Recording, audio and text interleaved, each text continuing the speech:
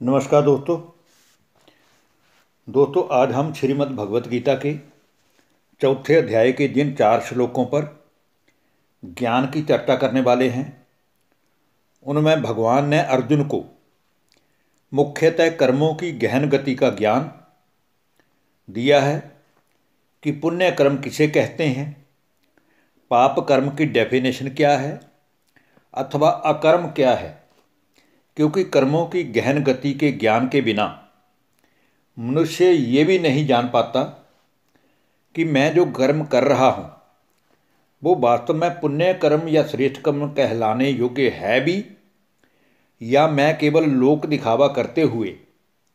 अपनी फॉर्मेलिटी पूरी करते हुए अपनी जिंदगी को ही जिए जा रहा हूँ। दोस्तों, आप सब जानते हैं कि जन्म और मृत्यु हर जीव के 2 ऐसे पड़ाव हैं जहाँ जन्म से इंसान कर्मों का लेख लिखना शुरू करता है और अंत में मृत्यु के समय उसके साथ सिवाय उसके कर्मों के साथ कुछ भी नहीं जाता। इवन देन कि जिस शरीर द्वारा वह पूरी उम्र अच्छे या बुरे कर्मों का खेल आत्मा की उपस्थिति में करता या कराता रहा, वह आत्मा ही अपने संस्कार अथवा यूँ कहें कि अपनी कर्मों की पेटी ले जाती है, जिसका अंतिम न्याय धर्मराज करता है। और आप गरुड़ पुराण जैसे वेद शास्त्रों को पढ़ते हैं या जानते हैं तो आपने उसमें बुरे कर्म करने वालों को मृत्यु के समय क्या क्या यातनाएं मिलती हैं या किस किस कर्म भोग से गुजरते हुए उन्हें पाप कर्मों का हिसाब चुकतू करना पड़ता है, ये आप अच्छे से जानते होंगे। मगर दोस्तों, मैं आप सबसे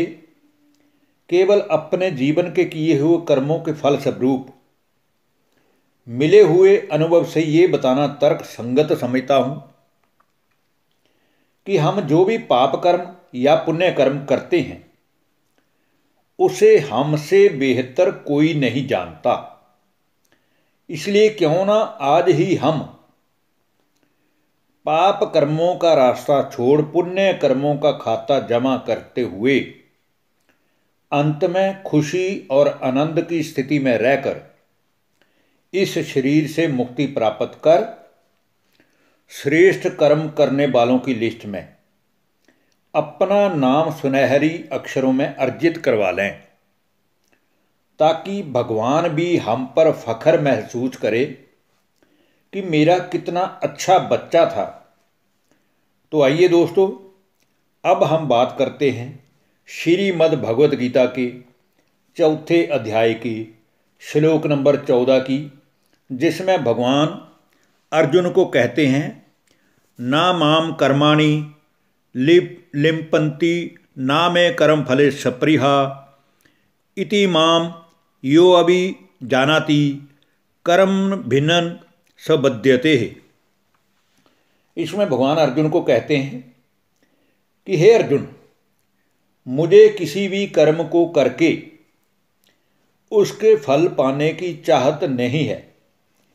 क्योंकि संसार में कुछ भी ऐसा नहीं है जो मेरे लिए खोया हुआ है या मुझे उसे फिर से पाना है। इसलिए मुझे कर्म कभी भी लिप्त नहीं करते, अर्थात मुझ पर अच्छे या बुरे कर्मों का प्रभाव नहीं पड़ता, क्योंकि मैं जन्म मरण रहित हूँ। इस प्रकार जो मनुष्य मेरे गुण स्वभाव व शक्तियों के प्रभाव को यथार्थ रूप से वास्तव में जान जाता है, वह भी कर्मों से नहीं बंधता, अर्थात कर्म करते हुए वह सुख दुख की स्थिति से परे एक समान स्थिति के आसन पर विराजमान रहता है। अब हम बात करते हैं श्रीमद् भगवत गीता के चौथे अध्याय की श्लोक नंबर 15 की, जिसमें फिर भगवान अर्जुन को कहते हैं, एवं ज्ञात्वा कृतं कर्म पूर्वैरपि मुमुक्षुभिः कुरु कर्मैव तस्मात् त्वं पूर्वोत्तरं कृतं। भगवान कहते हैं कि हे अर्जुन, पूर्व काल में व हर कल्प में भी मुझे यथार्थ जानने वालों ने जिस प्रकार योग में रहकर अपने हर कर्म किए थे, उसी प्रकार तू भी अपने उन पूर्वजों द्वारा किए गए श्रेष्ठ कर्मों को ही कर,